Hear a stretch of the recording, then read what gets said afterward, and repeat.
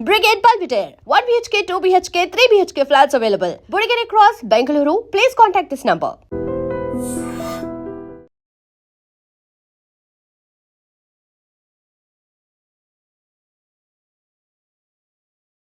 Hi నమస్తే, welcome to iDream media. నేను మీ రొద్దం శ్రీనివాస్.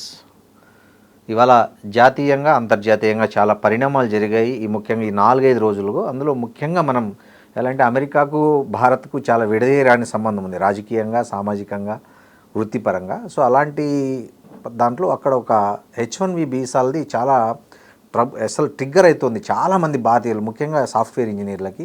దానికి సంబంధించి ట్రంప్ రకరకాల నిబంధనలు, ఆంక్షలు అమలు చేయాలని ప్రయత్నం చేశాడు.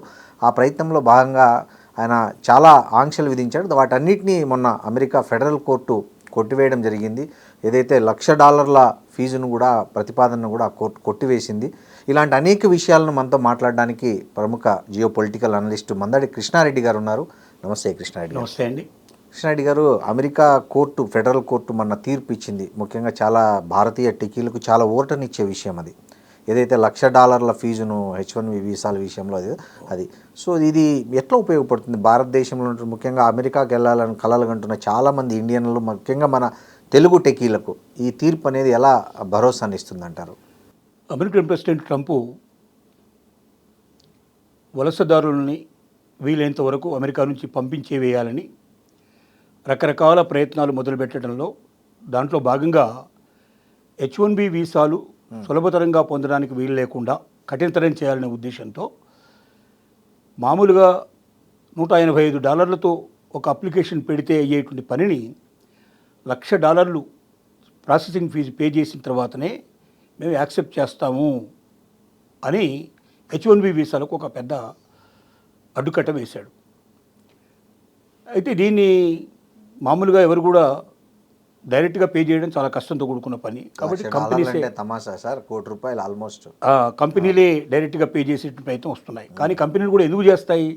అవతలి వాడు ₹1,00,00,000 పే చేసేసి ప్రాసెసింగ్ ఫీజులోకి వెళ్ళాలంటే అవతల వాడు కోట్లు సంపాదించి ఇవ్వగలిగేటువంటి హై ఎండ్ జాబ్స్లో మాత్రమే కంపెనీలు ముందుకు వస్తాయి. సాధ్యం అవుతుంది. మిడిల్ లెర్నింగ్ ఎంట్రీ స్టేజ్లో మాత్రం అసలు సాధ్యం కాదు. కాబట్టి వాళ్ళు కూడా చాలామంది వెనక్కి వెళ్ళిపోయారు. దీనికన్నా మనం అమెరికన్స్ని తీసుకోవడం మంచిది, అనవసరంగా బయట వాళ్ళని తీసుకోవడానికి ఇంత డబ్బు మనం ఖర్చు పెట్టడం అనే ఉద్దేశంతో చాలామంది విత్డ్రా అయ్యే పరిస్థితి. ఉద్దేశం కూడా అదేనేమో, పెట్టడం వెనక ఉద్దేశం కూడా అదే. అమెరికన్స్కే జాబ్స్ ఇవ్వాలి, బయట వాళ్ళని పూర్తిగా డిస్కరేజ్ చేయాలనే ఉద్దేశంతో పెట్టాడు. సరే, దీనిలో కాంగ్రెస్ లోపల దీన్ని బిల్లును ప్రవేశపెట్టడం జరిగింది. ఒక సభలో ఇది ఓడిపోయింది. ఇంకొక సభకి వెళ్ళాలి, మళ్ళీ మొదటి సభ కూడా తీసుకురావడానికి వాళ్ళు ప్రయత్నాలు చేస్తూ ఉన్నారు. అది అక్కడ ఆగిపోయి ఉంది. కాంగ్రెస్ అంటే అక్కడ పార్లమెంట్. అవును అవును. తర్వాత బోస్టన్ అనే స్టేట్ లోపల అక్కడున్న ఫెడరల్ కోర్టు మొన్న తీర్పు ఇచ్చింది. ఈ తీర్పులో ఏం చెప్పిందంటే, ఇది ఫీజు లాంటిది, ఇది ఫైను. అంటే ఒక రకంగా ఫైన్ వసూలు చేసే ప్రయత్నం చేస్తున్నారు, ఒక రకంగా మీరు వాళ్ళ దగ్గర సుంకాలు వసూలు చేసే ప్రయత్నం చేస్తూ ఉన్నారు. మీరు ఇట్లా సుంకాలు, ట్యాక్సెస్కి ఇట్లా వసూలు చేయాలంటే ఖచ్చితంగా కాంగ్రెస్ ఒప్పుకుంటే తప్ప, 2 సభల్లో నెగ్గి టోటల్గా బిల్ పాస్ అయితే తప్ప ఇది సాధ్యం కాదు. కాబట్టి బిల్ పాస్ కాలేదు కాబట్టి ఇది నెగ్గే అవకాశం లేదు. కాబట్టి ఇది ఇల్లీగల్ కింద నేను కాంటాక్ట్ కొట్టేస్తున్నాను అని చెప్పి కేసు కొట్టేయడం జరిగింది. అయితే ఇదేంటంటే బోస్టన్ అనేది ఒక స్టేట్ మాత్రమే.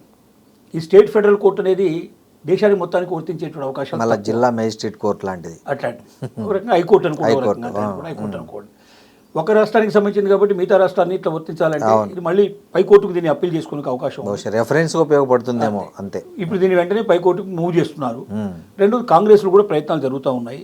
ఒకవేళ కాంగ్రెస్లో కూడా బిల్లు ఓడిపోయి కోర్టు కూడా చెప్పినా కూడా అమెరికన్ ప్రెసిడెంట్కి కొన్ని పవర్స్ ఉన్నాయి. ఆ పవర్స్తో కూడా తను కావాలనుకుంటే నెగ్గించుకోవడానికి అవకాశాలు ఉన్నాయి.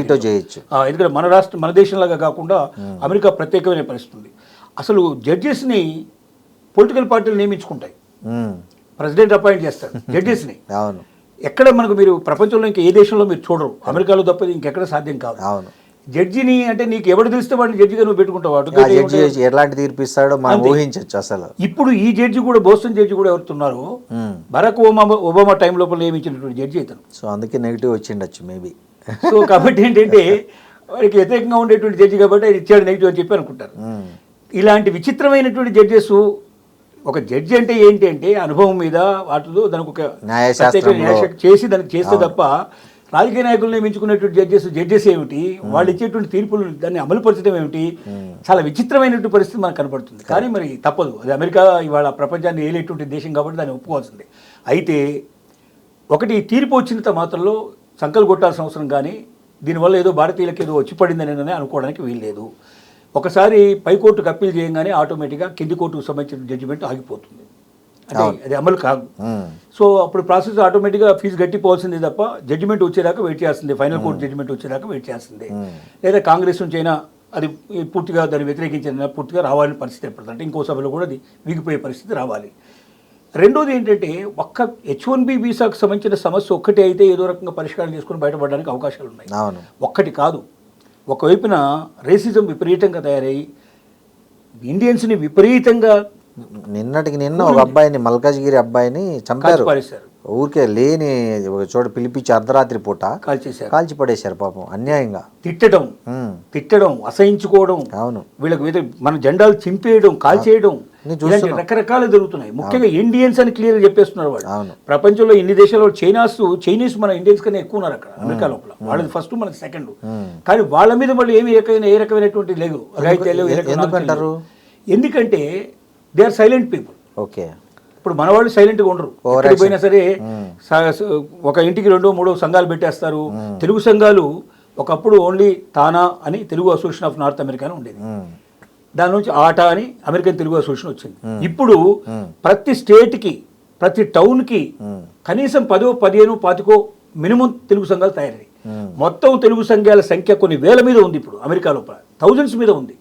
వీళ్ళు ప్రతిరోజు ఎక్కడో దగ్గర ఫంక్షన్స్ జరుగుతూనే ఉంటాయి, ఇండియన్స్ని పట్టుకుపోయే ప్రయత్నం చేస్తారు, తెలుగు వాళ్ళని ఇక్కడ తీసుకెళ్లే ప్రయత్నం చేస్తారు, గొడవ చేస్తారు, కల్చరల్ ప్రోగ్రామ్స్ పెడతారు. అమెరికా అధ్యక్ష పదవి కూడా పోటీ పడదామని స్టేట్మెంట్ ఇచ్చారుగా మన వాళ్ళు. మన వాళ్ళకు ఉన్నటువంటి ఇది ఇంకోటి ఏంటిది, అక్కడ ప్రాపర్టీ పర్చేజ్ చేసేదంతా ఎక్కువ తెలుగు వాళ్ళు, ఎక్కువగా ఇండియన్స్ పర్చేజ్. ఇక్కడ నుంచి పోయిన వాళ్ళు అక్కడ రేట్లు అమాంతం పెంచేశారంట. కారణం ఏమిటంటే ఇప్పుడు మన దగ్గర ఒక ప్రాపర్టీ కొంటే మనకు ₹1 వడ్డీ కూడా రాదు. అవును, ₹1 వడ్డీ కూడా పడదు మనకు, కానీ అక్కడ ₹1.5 వడ్డీ పడుతుంది. అంటే బ్యాంకులో పెట్టుకుంటే వచ్చేదానికన్నా డబ్బు ఎక్కువ. ₹1.5 వడ్డీ అంటే మామూలు విషయం కాదు కదా. 18% ఇంట్రెస్ట్ మనకు వర్కౌట్ అవుతుంది. ఓకే, సో అదే ఇండియాలో పెడితే మనకు ₹1 వస్తుంది, 6% కూడా రాని పరిస్థితి ఏర్పడుతుంది. అవును, కాబట్టి ప్రాపర్టీ కాస్ట్ అక్కడ వాల్యూ తీసుకున్నా కూడా ఖచ్చితంగా ₹1.5 ఇంట్రెస్ట్ ప్రతి నెల వర్కౌట్ అవుతుంది రెంట్స్ రూపంలో. కాబట్టి ప్రాపర్టీ తొందరగా రికవర్ అవుతుంది. అక్కడ బ్యాంకులో ఇంట్రెస్ట్ రేట్ చాలా తక్కువ, 2%, 3%, 4% కన్నా పెంచదు. కాబట్టి వాళ్ళు ఏంటంటే వీటికి కూడా ప్రాపర్టీస్ కూడా విపరీత ప్రాపర్టీస్ మాత్రం వాళ్ళు బయటకు వదిలేశారు, దానివల్ల ప్రాపర్టీకి వస్తుంది. అది గ్రహించి ఇండియాలో ప్రాపర్టీ కొనేదానికన్నా అమెరికాలో ప్రాపర్టీ కొనడం బెటర్ అనే ఉద్దేశంతో ఇండియన్స్ అంతా ప్రాపర్టీస్ కొనేశారు. అక్కడ రియల్ ఎస్టేట్ లో కూడా మన వాళ్ళు ఎక్కువ మంది, చాలా ఎక్కువ ఉన్నారు. 100 ఎకరాలు కొనేశారు. ప్రాపర్టీ రేట్లు పడిపోతున్నాయి అక్కడ. ఎందుకు పడిపోతున్నాయంటే ఇండియన్స్ అంతా బయటకు వచ్చేది ప్రయత్నం చేస్తూ ఉన్నారు, విపరీతంగా అమ్మకాలు పెట్టేశారు, ఈ పరిస్థితులు ఏర్పడుతున్నాయి. కాబట్టి ఒక్క H1B వీసా ఒక బోస్టన్ ఫెడరల్ కోర్టు జడ్జిమెంట్ ఇచ్చినంత మాత్రంలో ఇండియన్స్ అంతా కూడా ఇక చంకలు బట్టి చచ్చుకొని ఇక మాకు బ్రహ్మాండంగా H1B వీసాలు వస్తాయని ఆశపడాల్సిన అవసరం లేదు. ఒక H1B వీసానే కాదు, రకరకాల పద్ధతుల లోపల డిస్కరేజ్ చేసుకుంటూ మన వాళ్ళ మీద వీలైన కేసులు పెట్టేసేసి వీళ్ళంతా బయటికి పంపడానికి ప్రయత్నం చేస్తూ ఉన్నారు. కాబట్టి ఇవన్నీ కూడా సహించి భరించి అక్కడ ఉండడం చాలా కష్టం. ట్రంప్ ఉన్నంతకాలం అక్కడ ఇండియన్స్కి ఏమాత్రం భద్రత లేదు. ట్రంప్ వెళ్ళిన తర్వాత వచ్చేవాడు కూడా ట్రంప్కు వ్యతిరేకంగా ప్రవర్తించేవాడు వస్తే తప్ప, ట్రంప్ని అనుసరించి వచ్చేటువంటి వాడు ఎవరైనా వస్తే మాత్రం ఇక ఇది కంటిన్యూషన్ ప్రాసెస్ అవుతుంది. ఇండియన్స్ వీలైనంత వరకు అక్కడ 100% సెటిల్ అయిపోయి సిటిజన్షిప్ వచ్చినటువంటి వాళ్ళు తప్ప మిగిలిన వాళ్ళందరూ కూడా వీలైనంత వరకు బయటికి రావడానికే ప్రయత్నాలు చేస్తూ ఉన్నారు. అందువల్ల H1B వీసా గురించి ఒక కోర్టులో వచ్చిన ఫెడరల్ కోర్టులో వచ్చిన ఒక జడ్జిమెంటు పెద్దగా అంత గొప్పగా మనకు ఉపయోగపడే విషయం అయితే కాదు అని మనం చెప్పగలుగుతాం.